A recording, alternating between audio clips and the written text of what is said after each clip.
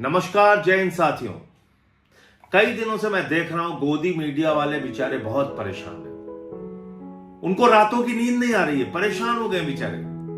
कह रहे हैं 1000 करोड़ रुपए हर दिन कंपनियों का घाटा हो रहा है, 1000 करोड़ रुपए हर दिन कंपनियों का घाटा हो रहा है। क्या आपको छाती नहीं पीटना चाहिए? क्या आपको अपना सर नहीं फोड़ लेना चाहिए? अरे क्यों नहीं, अगर डीजल पेट्रोल के दाम 3-3 रुपए बढ़ गए तो उसको क्यों नहीं बर्दाश्त करते?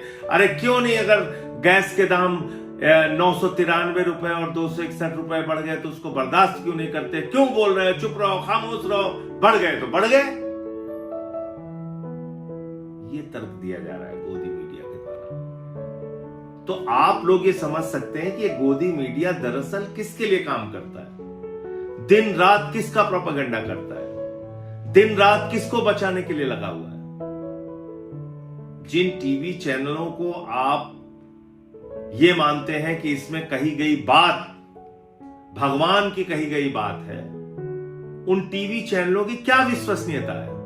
आपको पता है 12 साल में इस देश की जनता से प्रधानमंत्री नरेंद्र मोदी जी की सरकार ने 44 लाख करोड़ रुपए का टैक्स वसूला है डीजल पेट्रोल के नाम पे।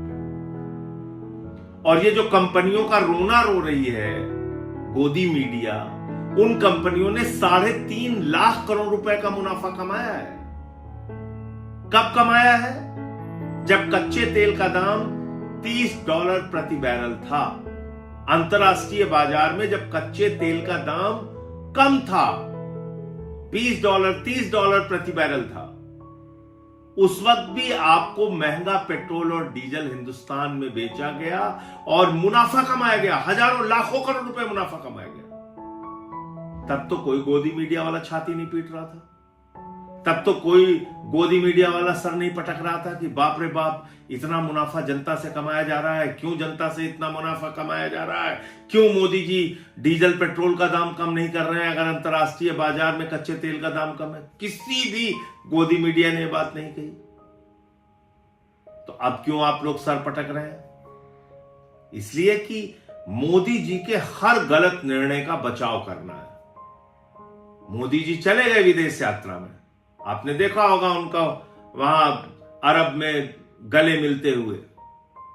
यहां तो कपड़े से पहचान लेते हैं मुसलमानों को, आपने देखा होगा वहां किस तरीके से गले मिल रहे हैं जोर जोर से, जैसे मेले में बिछड़े हुए भाई। देखा होगा आपने।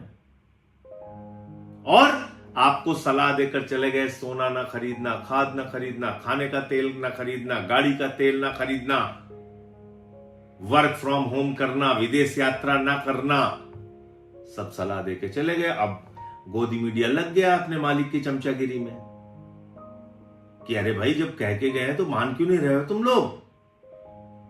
तो मेरा गोदी मीडिया से सवाल है, 44 लाख करोड़ रुपए जो भारत की सरकार ने 12 साल में मुनाफा कमाया है, उस मुनाफे के पैसे से देश की जनता को सब्सिडी दी जाए, छूट दी जाए, राहत दी जाए, महंगाई से बचाया जाए। नंबर 1, 3.5 लाख करोड़ रुपए इस 44 लाख करोड़ के टैक्स के अतिरिक्त जो कंपनियों ने मुनाफा कमाया है, उन कंपनियों को थोड़े दिन घाटा सहना चाहिए।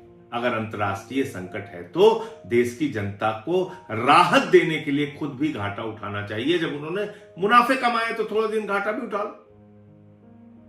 हमेशा जनता के ऊपर ही मार क्यों पड़ेगी?